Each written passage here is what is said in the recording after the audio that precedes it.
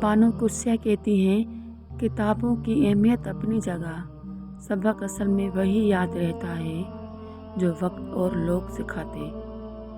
جب آپ کو معلوم ہو جائے کہ جیسے آپ چاہتے ہیں اس کے لیے آپ پہلی ترجیح نہیں ہے تو لڑنا بند کر دیں، کیونکہ اس احساس کے آگے اذیت کی ندیاں بہتی ہیں۔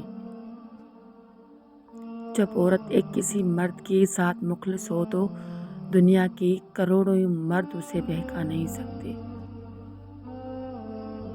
سب کچھ میسر ہونا زندگی نہیں، بلکہ جو کچھ میسر ہے اس پر خوش رہنا اور شکر ادا کرتے رہنا زندگی ہے۔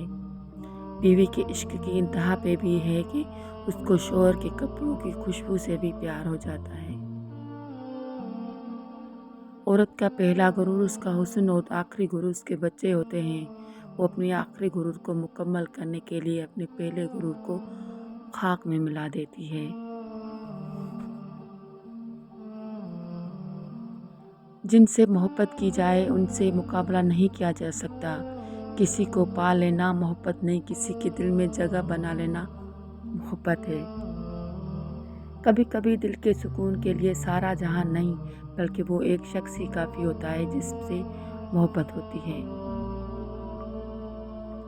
جو شخص تمہارے خون میں سے نہ ہو مگر پھر بھی تم کو عزت دے اور پیار دے تو بے شک وہ تمہارے لیے بہترین رشتہ ہے۔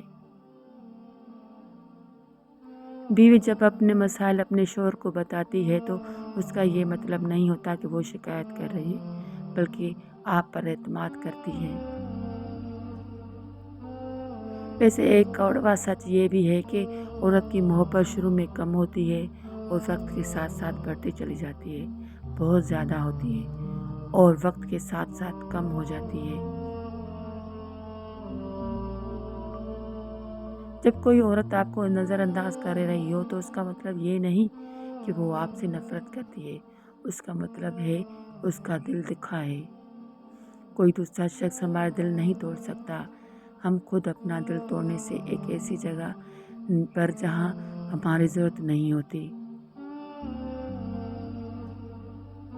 ہم ہمیشہ کسی کے لیے خاص نہیں رہ سکتے، لوگوں کی ترجیحات بدل جاتی ہیں اور بدلنے والے کے پاس بس دو قسم کی ہی ہتھیار ہوتے ہیں، ایک تو حالات کا رونا اور دوسرا مجبوریوں کا بہانا۔ اگر آپ اپنی چاہ میں کوئی کسر نہیں چھوڑتے مگر آپ کا ساتھی پھر بھی آپ سے ناخوش ہے تو اسے آزاد کر دیں اور اسے ڈھونڈنے دیں۔